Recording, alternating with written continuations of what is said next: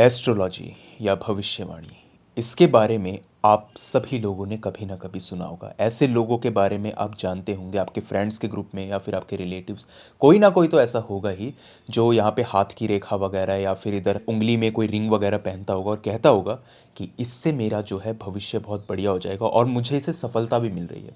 लेकिन कई बार कुछ लोग इस चीज़ को लेकर के इतनी ज़्यादा आगे बढ़ जाते हैं ना कि उन्हें अंदाज़ा तक नहीं होता कि वो किस अंधेरी दुनिया में खिंचते चले जा रहे हैं। कई बार लोग एस्ट्रोलॉजी के नाम पे आपसे वो सब कुछ करवा लेते हैं जिसके बारे में आपको अंदाज़ा तक नहीं होता। आज की कहानी भी एक ऐसे ही बिजनेसमैन के बारे में है जिसका बिजनेस कुछ सही नहीं चल रहा था और वो यहाँ पे एस्ट्रोलॉजी का सहारा लेता है। उसके मोबाइल पे एक मैसेज पॉपअप होता है और उसके बाद से ही उसकी दुनिया जहन्नुम बन जाती है। और तो क्या है पूरी की पूरी कहानी, डिटेल में आपको बता देता हूँ।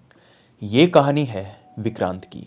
विक्रांत का अंडरगारमेंट्स का बिजनेस था और उधर उन्होंने एक तरीके से मोनोपोली हासिल कर रखी थी। जिस जगह पे वो अपना बिजनेस करते थे कोई भी उनको हराने वाला उनकी फील्ड में था ही नहीं। लेकिन आपने एक बात सुनी होगी कि सक्सेस और फेलियर दोनों ही चीज़ें परमानेंट नहीं होती।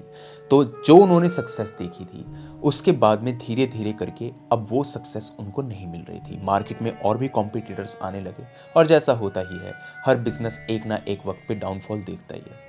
वो सब कुछ विक्रांत के साथ भी होने लगा। विक्रांत बहुत ज़्यादा धार्मिक इंसान थे, मतलब कि दिन में 2.5 से लेकर के 3 घंटे पूजा पाठ वो करते ही थे। और ये जो उनका रूटीन था ये कभी टूटा नहीं था पिछले 12 साल से। सुबह 1.5 घंटे, रात में 1.5 घंटे, लगभग जितने भगवान की वो पूजा कर सकते थे, जितनों में मानते थे उनकी वो पूजा पाठ करते थे। और उनका यही मानना था कि यही एक रीज़न है जिसके चलते उन्हें सक्सेस मिल रही है। लेकिन धीरे धीरे करके जैसे ही उनको ये डाउनफॉल देखने को मिला उनका विश्वास डगमगाने लगा। अब उन्हें समझ ये नहीं आ रहा था कि वो जाए तो जाए किसके पास। वो काले जादू से वाकिफ थे, वो करना नहीं चाहते थे। बाबा वगैरह के चक्कर में वो पढ़ना नहीं चाहते थे और इसी के साथ में किसी भी तरीके का शॉर्टकट वो अपनाना नहीं चाहते थे। लेकिन एक दिन जब वो अपने काम में मशगूल होते हैं और यही सब सोच रहे होते हैं कि किस तरीके से अपने बिजनेस को आगे बढ़ाया जाए, उनके मोबाइल पे एक मैसेज आता है और उस मैसेज में लिखा होता है, अगर अपना भविष्य बदलना चाहते हैं तो नीचे दिए हुए नंबर पे मिस्ड कॉल कीजिए और उसके बाद में आपका भविष्य बदल जाएगा। आपके पास में भी कई बार ऐसे मैसेजेस वगैरह आए होंगे। वो नंबर नीचे लिखा था, विक्रांत ने उस पर डायल किया और थोड़ी देर के बाद में नंबर ऑटोमेटिकली कट गया। उसके बाद में दोबारा से एक मैसेज उनके फ़ोन पर आता है और उसमें लिखा था, अगर आज की डील आपकी नहीं बन रही है तो यहाँ पर 3 सफ़ेद कबूतरों को आप दाना डालिए और उसके बाद में आपका काम बन जाएगा।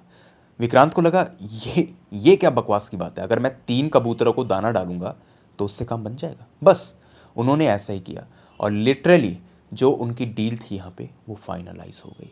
विक्रांत को कहीं ना कहीं लगा, अगर इतनी सी चीज़ से मुझे इतना कुछ मिल सकता है तो इसमें बुराई क्या है, ना कोई इन्वेस्टमेंट ना कुछ, और ये तो मैसेज अपने आप ही मेरे पास आया है। वो जो चीज़ थी उनके दिमाग से कुछ 1-2 दिन के बाद में निकल गई। 1 हफ्ते के बाद में जब दोबारा से वो प्रॉब्लम में आए तो दोबारा से इस तरीके का मैसेज और दोबारा से वही चीज़ कि दोबारा मिस्ड कॉल कीजिए उस नंबर पे और आपका काम बन जाएगा। इस बार कुछ और विधि लिखी थी, उन्होंने वैसा किया, उनका काम बन गया। विक्रांत का एक एम्प्लॉय था, एम्प्लॉय क्या उसको दोस्त कहूँ तो ज़्यादा सही रहेगा, वो इन सब चीज़ों में काफ़ी ज़्यादा मानता था और उसने कहा भी था कि ये सारी चीज़ें जो है ना ये काफ़ी ज़्यादा कारगर साबित होती है। जब उन्होंने उससे पूछा कि तुम किसके पास में जाते हो या मुझे उससे मिलवा दो ताकि मेरा भी काम यहाँ पे बन जाए, तो उस आदमी ने कहा, वो तुम्हें अपने आप बुलाएंगे, कोई उनसे मिल नहीं सकता उनकी रजामंदी के बगैर। कुछ 3-4 हफ्ते या फिर मान लीजिए 1 महीना ऐसे ही बीत गया। दोबारा से जब वो प्रॉब्लम में आए तो दोबारा से ही मैसेज आया और इस बार विक्रांत की डेट ऑफ बर्थ, वो टाइम जिस टाइम पर उनको डील फाइनलाइज करनी थी और वो लोकेशन जहाँ पर वो बैठे थे, वो तीनों चीज़ें वहाँ पर लिखी हुई आ रही थी। विक्रांत कहीं ना कहीं समझ गए थे ये जो भी शक्ति है उनके बारे में बहुत कुछ जानते हैं, जो भी ज्ञानी आदमी है उनके बारे में सब कुछ जानता है। उन्होंने वैसा ही किया जैसा इस बार भी लिखा था एंड शॉकिंगली इस बार वैसा नहीं हुआ जैसा कि उस भविष्यवाणी में लिखा था। विक्रांत को लगा, मैं भी न जाने किन सब तुक्कों में पढ़ रहा हूँ और इन सब चीज़ों से कुछ होता नहीं है और मुझे इनमें नहीं पढ़ना चाहिए। शाम को वो अपने उसी दोस्त के साथ में बैठे हुए थे और उससे इसी के बारे में डिस्कस कर रहे थे। तो उस दोस्त ने कहा, अब वक्त आ गया है कि जब वो तुम्हें अपने पास बुलाएंगे और तुम्हारी सारी दिक्कतों को दूर कर देंगे। उन्होंने कहा वो कौन है, तुम भी उनके पास में जाते हो क्या? तो उसने कहा हम उनका नाम नहीं लेते, वो दिव्य शक्ति है, एक ऐसी शक्ति जो जब चाहे जिसका चाहे भविष्य बदल सकती है। विक्रांत ने कहा अगर ऐसी बात है तो आज मेरा भविष्य क्यों नहीं बदला उन्होंने? आज भी तो ऐसा होना चाहिए था ना, जैसा वो लोग कहते हैं मैं वैसा ही करता हूं, तो आज क्यों नहीं? उसने कहा इसका जवाब वो खुद देंगे। वो चाय की टपरी पर बैठकर चाय पी ही रहे थे और जब चाय पी करके वो उठे, लिटरली उनके फोन पे कॉल आया और जब उन्होंने कॉल उठाई, इधर सामने से एक आदमी ने कहा मैं तुम्हारे सारे सवालों के जवाब मध्य प्रदेश में आकर के ही मिलेंगे, जितनी जल्दी हो सके वहां आ जाओ। उसने मध्य प्रदेश में एक एड्रेस दिया और वहां पर विक्रांत चले गए। वो अकेले ही गए थे। उनके दोस्त ने उनको कहा यार तुझे पता है ना मेरा उत्तराखंड में घर है, मैं ना वहाँ जा रहा हूँ और मैं कुछ ना थोड़े दिनों बाद ही आऊँगा, 1-2 महीने बाद आऊँगा, ठीक है ना? तो तू वहाँ पर ना अकेले चला जाइयो, मेरे साथ में मत जाइए। उसने कहा ठीक है। वहाँ पर वो गए तो वहाँ पर एक अधनंगा बाबा उनको सिर्फ मिला जो बहुत पतला था और एक झोपड़ी में बैठा हुआ था और उसको देख करके समझ में आ रहा था कि ये ज़रूर कोई ना कोई काला जादू वगैरह करता होगा, इसी के चलते इसने सब कुछ किया होगा। लेकिन जब वो उस बाबा से मिले, उस बाबा ने विक्रांत का पूरा पास्ट बता दिया। ये बता दिया कि उसकी ज़िंदगी में क्या क्या हो रखा था और ये तक भी वो बता रहा था कि उसकी ज़िंदगी में क्या क्या हो सकता है। विक्रांत को उस पर पूरा भरोसा हो गया, अंधा भरोसा, कि ये इंसान जो है यही मेरी ज़िंदगी को बदल सकता है। विक्रांत ने उससे पूछा बाबा एक बात बताइए, वो आप ही थे जो मुझे मैसेज करते थे और आपने ही मुझे कहा था कि आप मुझसे आके मिलिए? उसने कहा हाँ। दरअसल वो जो शक्ति है वो खुद तुम्हें चुनती है और खुद तुम्हारा यहाँ पे उद्धार करती है। विक्रांत ने कहा तो आज उन्होंने मेरा उद्धार क्यों नहीं किया? और मैंने तो कोई गलती भी नहीं करी। उसने कहा क्योंकि वो शक्ति तुम्हें आजमाना चाहती थी। तुम इस परीक्षा में सफल हो गए हो और अब जो मैं तुम्हें कहूँगा वो तुम्हें करना है और उसके बाद में तुम जिंदगी में कभी भी पीछे मुड़ के नहीं देखोगे। उसने कहा ठीक है बाबा, मुझे क्या करना होगा? उसने कहा तुम्हारे घर में कोई जानवर है जिसको तुमने पाल रखा है? उसने कहा हाँ मेरा एक पेट है। बाबा ने कहा यहाँ पे तुम्हें उस कुत्ते की बलि देनी है। विक्रांत ने कहा बलि? लेकिन मैं किसी की बलि क्यों दूंगा और उससे मेरा क्या उद्धार होगा? बाबा ने कहा अपनी प्रिय चीज़ की बलि देने से वो दिव्य शक्ति, वो देवी जो तुम्हारा उद्धार करेगी, वो खुश होगी और तुम्हें उसकी बलि देनी ही होगी। थोड़ी ना नुकुर करके कहीं ना कहीं विक्रांत यहाँ पे मान गया। बाबा ने उससे और भी वहां पे बैठे बैठे क्रिया कराई, जो क्रिया कभी भी विक्रांत ने सुनी नहीं थी। उधर प्याज रखी हुई थी, नींबू, लहसुन, इसी के साथ साथ मांस का टुकड़ा भी था और वो कुछ ऐसे मंत्र पढ़ रहा था जो कभी भी विक्रांत ने सुने नहीं थे। वो अलग तरीके की विधि करवा रहा था। उस आग के आसपास उसने 8 बार उसको उल्टा घुमाया, इसी के साथ में उसको काले कपड़े पहनाए, उसके माथे पर यहाँ पे सिंदूर लगाया, मांग में नहीं माथे पर सिंदूर लगाया और उसके बाद में उस आग के सामने उसको बिठा दिया और उसके बाद में उसने एक मूर्ति निकाली, बड़ी अजीब किस्म की वो मूर्ति थी और कहा इस मूर्ति के सामने कसम खाओ कि तुम अपने आप को इसे सौंपोगे और उसके बाद में ही तुम्हारा उद्धार हो सकता है। उसने कहा बाबा मेरे साथ में कुछ बुरा तो नहीं होगा ना? उसने कहा कुछ बुरा नहीं होगा, मैं कह रहा हूं ना, तुम यहाँ पे कसम खाओ। उसने यहाँ पे कसम खाई और उसके बाद में बाबा ने कहा तुम्हें अपने शरीर से एक चीज उखाड़ करके इस दिव्य अग्नि में डालनी होगी। उसने कहा मतलब मैं क्या अपने कपड़े उतार करके इसमें डालूं? उसने कहा नहीं, शरीर से जुड़ी हुई एक चीज। तो विक्रांत ने कहा मैं क्या कर सकता हूँ? उसके बाद में बाबा ने कहा बस विधि पूरी होने ही वाली है, तुम्हें एक काम इसी वक्त पे करना होगा। उसने कहा क्या? तुम्हारे बाएं पैर की आखिरी वाली उंगली का जो नाखून है वो उखाड़ करके इस अग्नि में डालो और इसी के साथ साथ जो खून की बूंदें निकलेंगी, कुछ 10 बूंदों को भी इस अग्नि में डालो और उसके बाद में ये क्रिया समाप्त। घर जा करके अपने कुत्ते की तुम बलि दे देना और उसके बाद में तुम माला माल हो जाओगे। कुछ 2-4 दिन तक शायद तुम्हें कुछ यहाँ पे दिखाई दे, लेकिन उसके बाद में कभी भी कोई दिक्कत तुम्हारे साथ नहीं होगी। कमाल की बात आप ये देखिए, जो विक्रांत अच्छे से वाकिफ था कि काले जादू जैसी चीज़ क्या होती है और मुझे इन सब बाबा वगैरह के चक्कर में नहीं पड़ना, जो मैंने शुरुआत में आपको चीज़ बताई, वो कहीं ना कहीं इन सब चंगुलों में फंस ही गया था। एंड शॉकिंगली ये जो चीज़ है ना, ये कई लोग करते भी हैं। आपको लग रहा होगा यार ऐसा कोई इंसान इतना बेवकूफ़ कैसे हो सकता है, बट ऐसे लोग करते हैं। आपने वशीकरण वगैरह के बारे में सुना है कि भाई अगर कोई लड़की आपके प्यार में नहीं पागल हो रही है तो आप ये सब कुछ करिए और उसके बाद में वो लड़की जो है आपके प्यार में पागल हो जाएगी। तो इधर कई बार मैंने पैरानॉर्मल एक्सपर्ट्स वगैरह के इंटरव्यू भी सुने हैं कि वो जाकर के जब ऐसे बाबाओं से मिलते हैं ना, तो वो उनको ऐसी ऐसी चीज़ें करने के लिए कहते हैं जो मैं इस वीडियो में डिस्कस तक नहीं आपसे कर सकता, और वो कहते हैं कि उससे जो है वो लड़की आपके प्यार में पागल हो जाएगी। तो कुछ ऐसा ही विक्रांत ने किया। घर आया और अपने सफ़ेद कुत्ते की उसने बलि भी दे दी। उसको उसने उसी गार्डन में गाड़ दिया। 2-4 दिन तक जब कुत्ता नहीं मिला तो घर वाले भी उसको कहीं ना कहीं भूल ही गए। मामला बिल्कुल यहाँ पे साफ हो चुका था और विक्रांत कहीं ना कहीं मन में बहुत ज़्यादा खुश भी थे। 1-2 दिन बीते इन सब बातों को, उनके साथ में कुछ अजीब नहीं हुआ। 1-2 दिन के बाद में उनको लगातार अपने कान में एक सनसनाहट सी महसूस होती और ऐसा लगता कि जैसे कोई कीड़ा उनके कान के अंदर है। वो बार बार अपने कान को यहाँ पे हिला के देखते कि इसके अंदर कुछ है। कभी अपने घर वालों से कहते कि इसके अंदर तेल डालो या रोशनी मार के देखो, या ENT स्पेशलिस्ट के पास जाकर के भी दिखाया जब उन्होंने, तो उनको कभी कुछ दिखाई नहीं दिया। लेकिन लगातार उनको ऐसा महसूस होता था कि उनके कान के अंदर कोई चीज़ रेंग रही है और उनसे कुछ कहना चाहती है। उन्होंने अपने उसी दोस्त को कॉल करी जो इन सब चीज़ों में बहुत ज़्यादा मानता था। कमाल की बात यह है कि उसकी कॉल यहाँ पे लग ही नहीं रही थी। लिखा हुआ था कि ये जो नंबर है ये यहाँ पर एग्जिस्ट ही नहीं करता।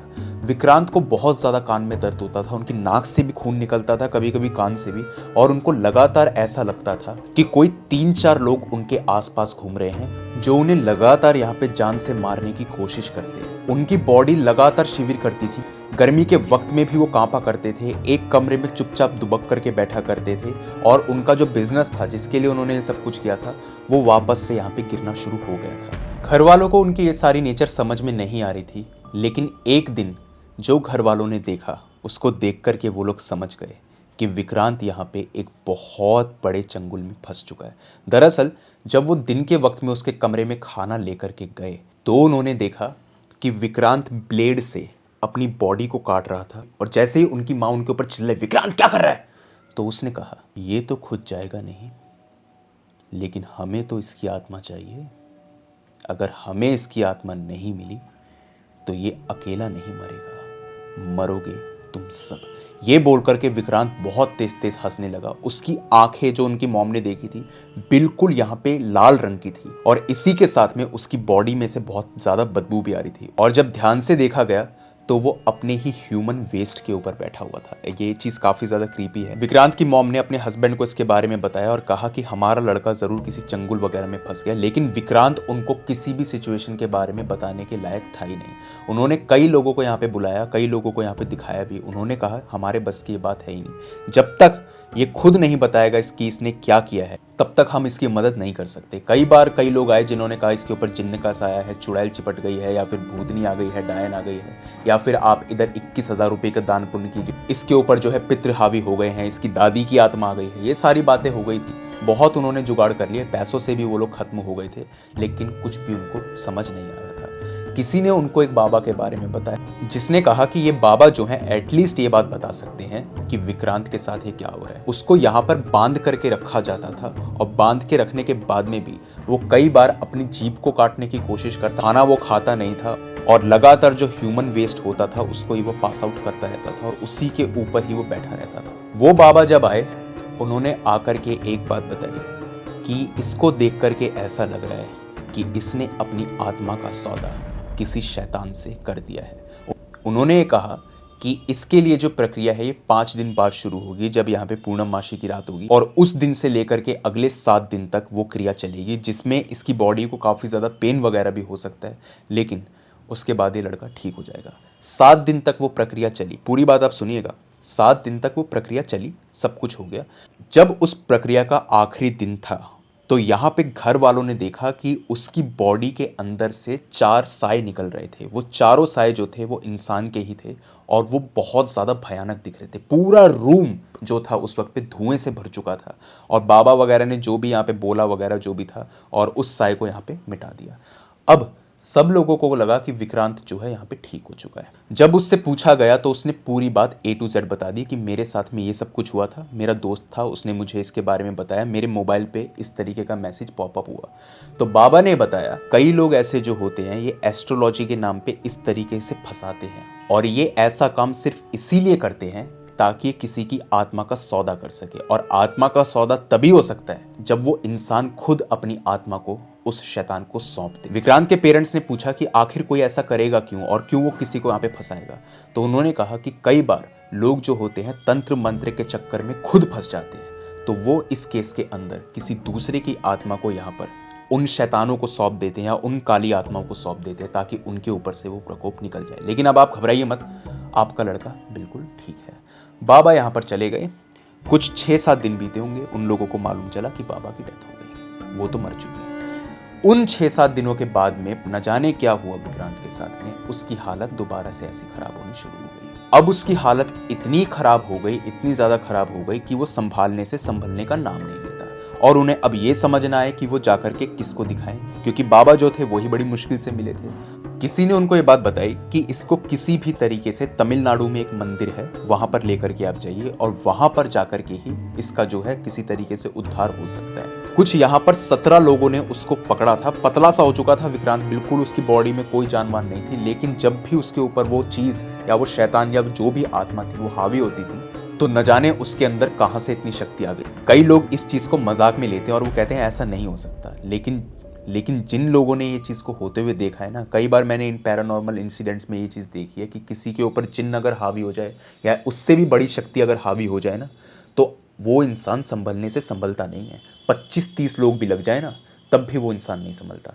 उसको किसी तरीके से पकड़ के यहाँ पे कार वगैरह में बिठाया गया, कार में भी यहाँ पे 7-8 लोग उसके आजू बाजू बैठे थे। तमिलनाडु की जब वो बाउंड्री पर ही पहुंचे ना, मंदिर तो बहुत दूर की बात है, बाउंड्री पर ही वो लोग पहुंचे ना, वो उसने इतनी तेज चीख चिल्ला मचाना शुरू कर दिया, हाथ पैर उसने मारने शुरू कर दिए, कई लोगों को उसने घायल कर दिया। और जब लोगों ने यहाँ पे गाड़ी का गेट खोला और अपने आप को बचाने की कोशिश करी, लिटरली विक्रांत यहाँ पर निकल करके भागा और वहीं पर झाड़ियां वगैरह थी, वहीं पर कूद करके वो गायब। कुछ 3-3.5-4 घंटे तक जब ढूंढा गया, विक्रांत नहीं मिला। 4 घंटे के बाद में जब यहाँ पे पुलिस में रिपोर्ट वगैरह लिखवाई गई और उसका हुलिया बताया गया, तो वहां पर मालूम चला कि यहाँ से कुछ 7.5 किलोमीटर दूर एक लाश मिली है। और जब उन्होंने देखा तो वो लाश विक्रांत की थी, और लाश की हालत बता दूं आपको कैसी थी। उसके होठ कटे पड़े थे, आधे बीच में से होठ कटे हुए थे, दांत उसके सारे टूटे पड़े थे, आंख जो थी ना उसकी वो लगभग पॉप आउट हो चुकी थी, और इसी के साथ में उसका जो मुंह था पूरा टेढ़ा था और हर जगह से खून यहाँ पे बह रहा था। न जाने उसकी मौत कैसे हुई, सब लोगों को लगा कि जंगली जानवरों ने मारा होगा, लेकिन वहां पर जंगली जानवर इतने ज़्यादा नहीं थे। वो लड़का किस तरीके से मरा ये आज भी एक राज है, लेकिन जो उसने अपनी आत्मा का सौदा यहाँ पे अनजाने में किया था वो पूरा हो ही गया। अब अगर वो बाबा जिंदा होते तो शायद वो उसको बचा लेते, क्योंकि जब तक वो जिंदा थे 6-7 दिन तक उसकी हालत ठीक रही थी, लेकिन 6-7 दिन के बाद में मामला पूरा हाथ से निकल चुका था। अगर वो तमिलनाडु के उस मंदिर में चला भी जाता तो शायद वो बच जाता, लेकिन उससे पहले ही यहाँ पे उसने उन लोगों को बहुत ज़्यादा घायल कर दिया। उसकी माँ का जो हाथ था ना, उसने उसको पूरा यहाँ पे मोड़ करके तोड़ तक दिया था। ये चीज़ें बिलीव करने में काफ़ी ज़्यादा मुश्किल होंगी आपको कि ऐसा हो सकता है। अपने फादर के मुंह को भी उसने यहाँ पे मुक्के मार मार के सुझा दिया था, और इंसान इस केस के अंदर अपने आप को बचाए गई, और उन्होंने वही किया। इतने में वो गाड़ी से निकल के भाग गया, और मिला भी तो 7.5 किलोमीटर दूर, और वो भी मुर्दा। आज भी उनके घर वालों को ये बात समझ में नहीं आती कि आखिर उनका लड़का इन सब चंगुलों में फंसा कैसे। और कमाल की बात यही है कि वो जो दोस्त था उससे वो कभी मिले नहीं थे, उसका नाम भी वो नहीं जानते थे। बस इतना उसने विक्रांत ने बताया था कि मध्य प्रदेश में एक फलाना जगह पे वो बाबा बैठता था, वो झोपड़ी वगैरह में रहता था, और उसके बारे में बताया। वहाँ पर वो गए तो ना तो वहाँ पर वो झोपड़ी थी और ना वो बाबा। अब वो कौन सी जगह पर गया था मध्य प्रदेश में, उसने सच बताया कि झूठ बताया, ये जो चीज़ है ये आज तक भी एक राज है। लेकिन सच सिर्फ एक है कि विक्रांत अपनी जान से हाथ धो बैठा। इसीलिए कहते हैं कि यहाँ पर कभी भी शॉर्टकट के अंदर नहीं फंसना चाहिए। अगर विक्रांत यहाँ पे पैसों का इतना ज़्यादा लालची नहीं होता तो शायद आज वो जिंदा होता। और आपने कुछ इस तरीके की मिलती जुलती स्टोरी राज 3 मूवी में भी देखी होगी, अगर आपने देखी है इमरान हाशमी बिपाशा बासु की, कि वो बिपाशा बासु जो थी वो भी तंत्र मंत्रों में फंस गई थी। वो तो सचमुच ब्लैक मैजिक के अंदर गई थी, लेकिन इसको ये लग रहा था कि ये एस्ट्रोलॉजी के चलते सब कुछ कर रहा है और इसका भविष्य सही हो जाएगा। वहाँ पर भी उसने अपनी आत्मा का सौदा किया था, अगर आपने राज 3 मूवी देखी है तो। यहाँ पर भी इसने अनजाने में अपनी आत्मा का सौदा कर दिया था, या कह सकते हैं कि उससे करवा दिया गया। इस तरीके की चीज़ें जो होती हैं सचमुच होती हैं, और इसी के चलते या तो लोग हमेशा के लिए पागल हो जाते हैं या फिर वो अपनी जान से हाथ धो बैठते हैं। अगर आपको विश्वास नहीं होता है इन सब बातों पर, तो आप कभी अजमेर शरीफ जाइए या फिर आप बालाजी मंदिर जा सकते हैं। वहाँ पर आप लोगों को देखेंगे एक ही लड़की जंजीर से बनी हुई है और वो चिल्लाए जा रही है पागलों की तरह। उसको दूर से देख करके आप डर जाएंगे, और अगर उसने आपकी आंखों में देख लिया ना एक बार, आपकी हालत पतली हो जाएगी। और जब आप उनके परिवार वालों से पूछेंगे ना, तो वो भी यही बात बताएंगे कि कोई काला जादू हो गया था या फिर इसने कुछ खा लिया था, इसके साथ में कुछ ऐसा हो गया था। और ये सारी चीज़ें जो होती हैं ये रियल होती भी हैं। अगर आपके पास में भी कुछ इस तरीके का मिलता जुलता इंसिडेंट है या कोई भी पैरानॉर्मल इंसिडेंट है, तो आप मेरे साथ मेरी जीमेल आईडी या इंस्टा आईडी पर शेयर कर सकते हैं। दोनों आपको ऊपर दिखाई दे रही होंगी। तो बस आज की वीडियो के अंदर इतना ही था। अब जल्द मिलता हूँ एक अगली वीडियो में, तब तक के लिए टेक केयर, गुड बाय।